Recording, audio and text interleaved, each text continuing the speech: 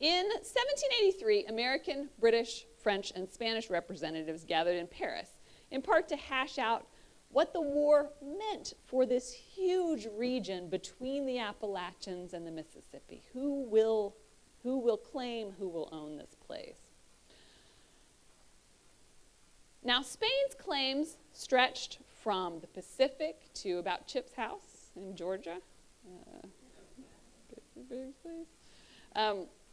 And from the Gulf up to the Great Lakes, besides everything, south of the Gulf too, right? From the Gulf to the Great Lakes. Now, the claims to the Gulf Coast were pretty secure for Spain. They had won actual battles there in the lower Mississippi, and Mobile and Pensacola. Its claims to north of there were a little slipperier, a little more slippery.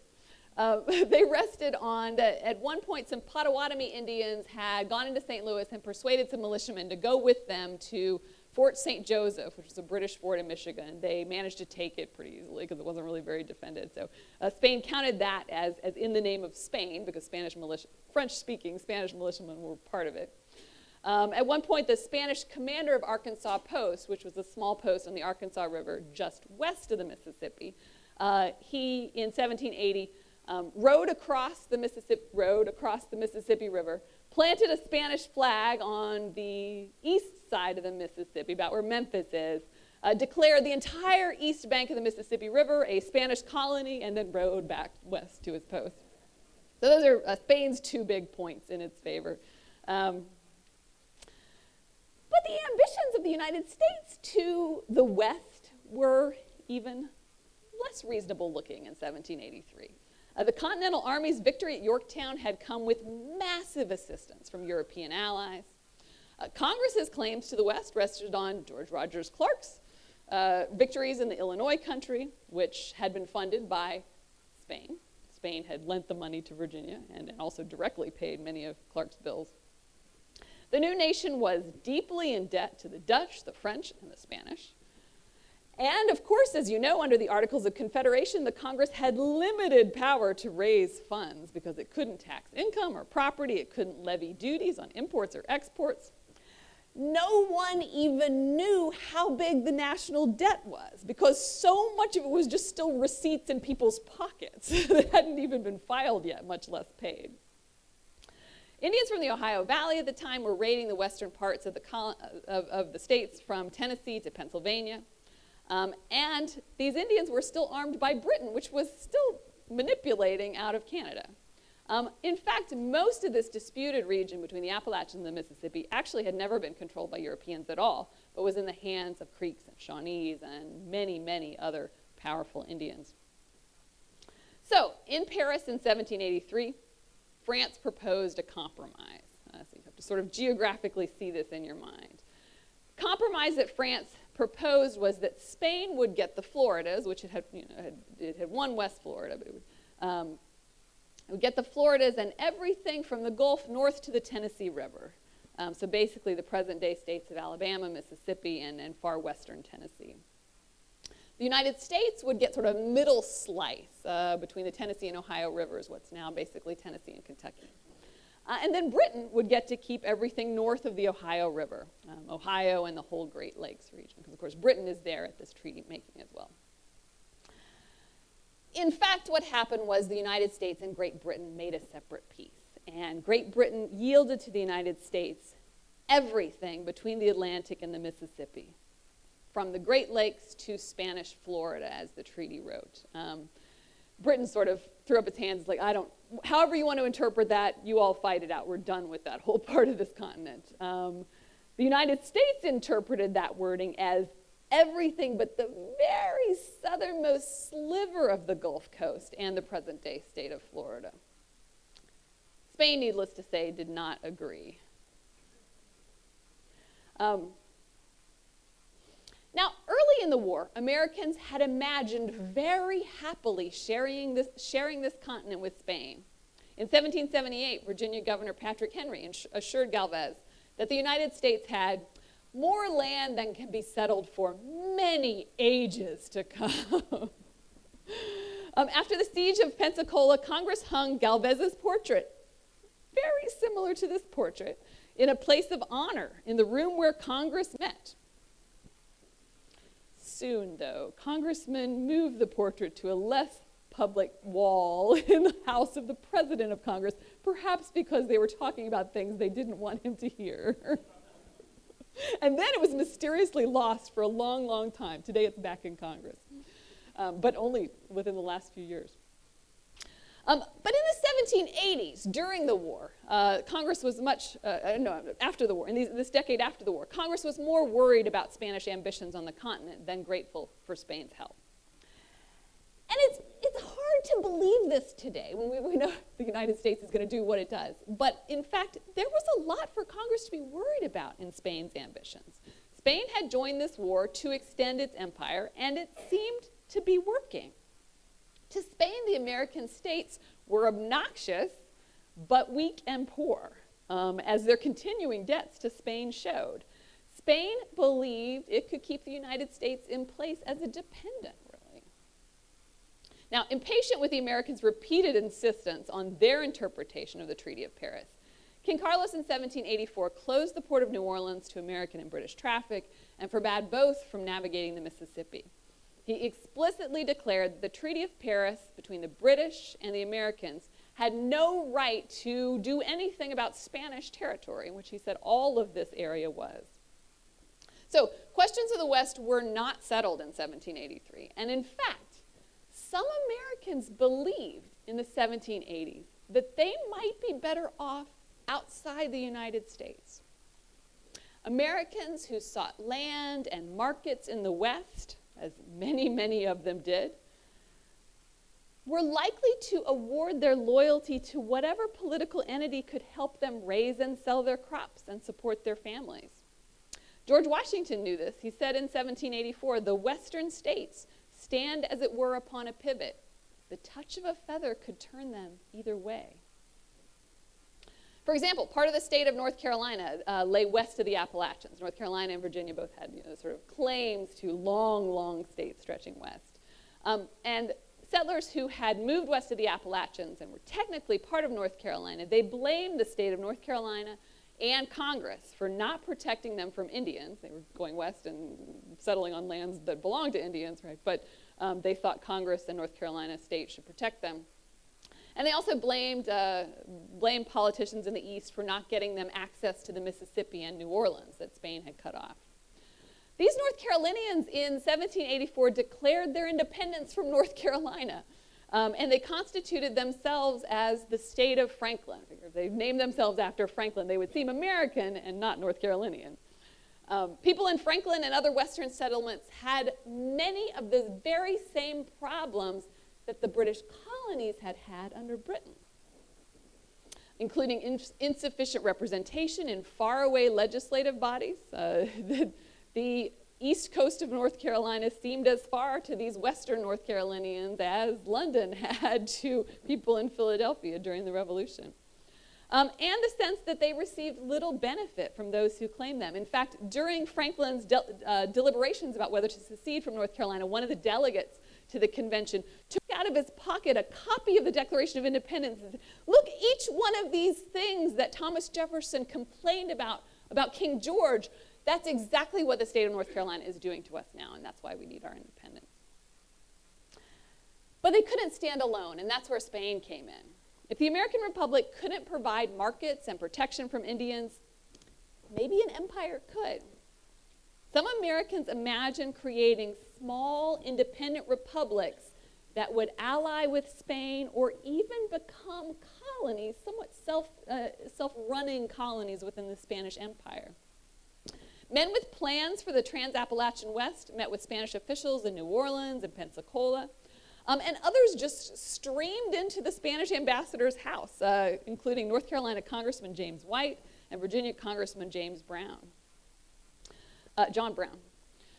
Spanish officials eagerly welcomed these offers, maybe forgetting that rebellious citizens were unlikely to become dependable subjects. Right? But the time to Spain seemed right to take advantage of, as one Spanish official put it, the state bordering on anarchy in which the federative government of the United States finds itself. Other Americans simply offered to become Spanish subjects directly by immigrating to the Spanish Floridas and Louisiana. Now, an American moving his family out of the U.S. Republic and into a foreign colony seems like a step backward from revolution, right? But thousands of people who asked to settle within the Spanish Empire didn't see it that way. Like other Americans, they sought land and access to markets, the building blocks of economic independence. And seeking them in a stable colony seemed more promising than creating a new independent nation surrounded by more powerful colonies and Indian nations. By 1787, Spanish officials in Louisiana believed that disappointed Americans might make good Spanish subjects. Surely, one wrote, men who have lived under a precarious government, that's the United States, right? Men who have lived under a precarious government that did not give them any protection, surrounded by the peril of Indians, destitute of trade, would be loyal to a government, in contrast, that protects them, provides an outlet for their products, decides their controversies with justice without exacting any tribute or molesting them in their domestic operations. So what Spain decided to do for these American immigrants and new independent republics that might come up is they promised them local governance. They promised that they would not require them to convert to Catholicism. Sons and daughters of these first immigrants, these Spanish officials figured, will know no fatherland than this one.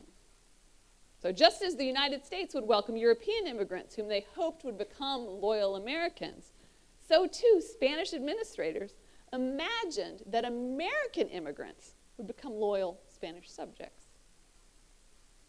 Now, at the same time, Spanish officials saw American Indians as essential to Spanish possession of North America. Now, as you can imagine, the Indians who actually lived on and possessed most of North America were disgusted with the Treaty of Paris. Many of them voiced objections like these of Creek leader Alexander MacGillivray. So he has got a Scottish name, but he's a Creek leader, who explained, "It is well known that His British Majesty has never possessed these lands, either by right of cession, by sale, or by conquest.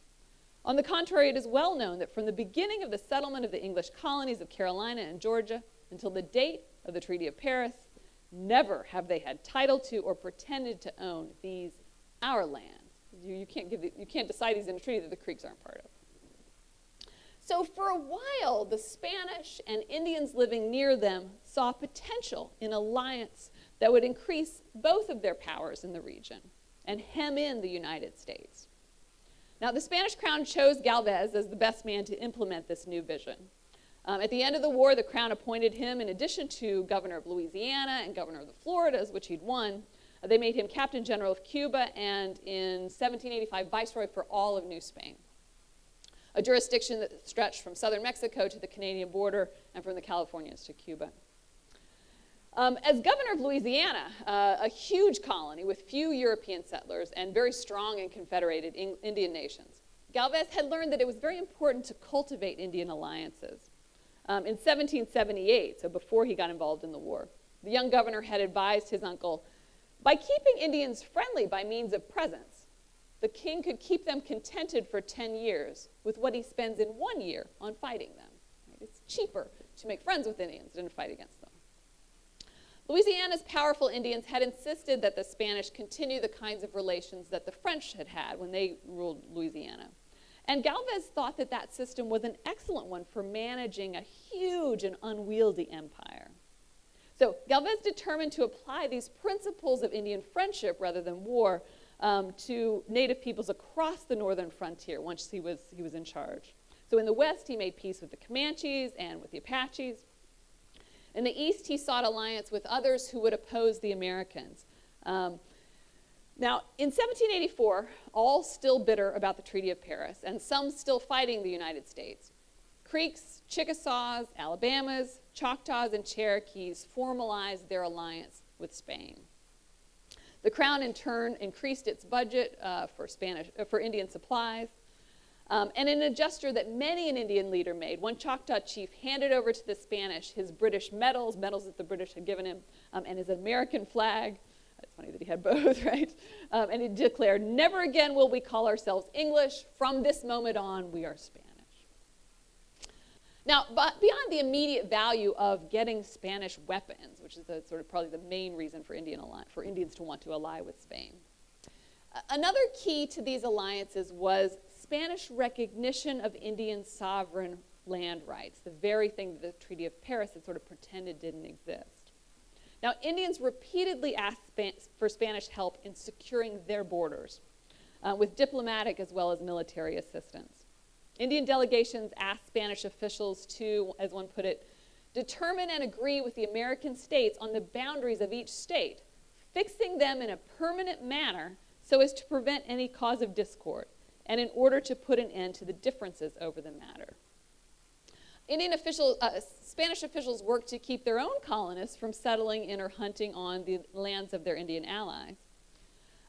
And the Spanish, I think they really understood the importance to Indians of distinguishing how Spain thought about land from how the United States was thinking about it. Spanish officials made a point of referring to land that belongs to the Chickasaw Nation, although the Anglo-Americans consider it belonging to them. So it's a phrase that a Spanish official used. And another official called the Ohio Valley under the domination of the United States of America, but disputed by several Indian nations who are in reality the rightful owners of it. So Spain's full of talk about respecting Indian land. So the Spanish short-term goal of preventing American expansion perfectly lined up with the goals of most Indians between the Mississippi and the Appalachians. But in fact, contradictions in their long-term goals destabilized these alliances. Now, Spanish officials certainly opposed the United States, but they also envied its large population, which, at least in the Spanish view, kept Americans from having to negotiate with Indians, which the Spanish felt was cumbersome and expensive. In the short run, Indian immigrants were better than none to Spain, but Spanish officials longed for European immigrants. Galvez's long-term goal was not an alliance of equal sovereign nations, but Spanish dominance and Indian dependence. Galvez hoped that Spanish alliance and goods would over time make Indians, this is Galvez's words, make Indians forget how to make war on us and forget how to make and use bows and arrows and thus eventually be unable to do without us. So in the future, he hoped, Indians wouldn't demand presence and allegiance, but instead would just comply with Spanish orders. For any who didn't, at that point, the Spanish could withhold guns and gunpowder and create a military advantage that they certainly didn't have in the 1780s. Now, for their part, Southeastern Indians quickly became disgusted with Spain's recruitment of American immigrants. These are the very people that Indians are trying to keep off their lands in the 1780s, and Spain is inviting them in to become Spanish subjects. Creek leader McGillivray swore that filling up your country with those accursed Republicans is like placing a common thief as a guard on your door and giving him your key in his pocket. Creeks were flabbergasted that Spanish officials could believe, as one Indian said, that a set of men who so wantonly throw away their natural sovereign can be serious in placing themselves under the government of another. They threw off the British king, right? What makes you think they're going to be good Spanish subjects? So Indians knew better than to put all their eggs in the Spanish basket. Those in reach of the Great Lakes continued to trade and conduct diplomacy with Britain. Although the Chickasaws pledged peace and exclusive trade with the Spanish, in fact, in 1783 and again in 1786, Chickasaw delegates signed treaties with Virginia and with the United States in hopes of keeping squatters off of Chickasaw land. Indian diplomats used multiple alliances to frighten their allies. When the Spanish commandant of Pensacola demanded that the Creeks expel American traders from their land as part of their exclusive alliance with the Spanish, Creeks replied that, of course, they preferred to trade exclusively with Spain, as they were supposed to by the treaty. But, they said, if the Spanish governor doesn't answer our expectations, I shall be very sorry that I shall be obliged to take the American offers. Like the Spanish, Chickasaws, Creeks, and Indians, and other Indians did what they could to protect their own interests in a situation that was becoming rapidly more perilous.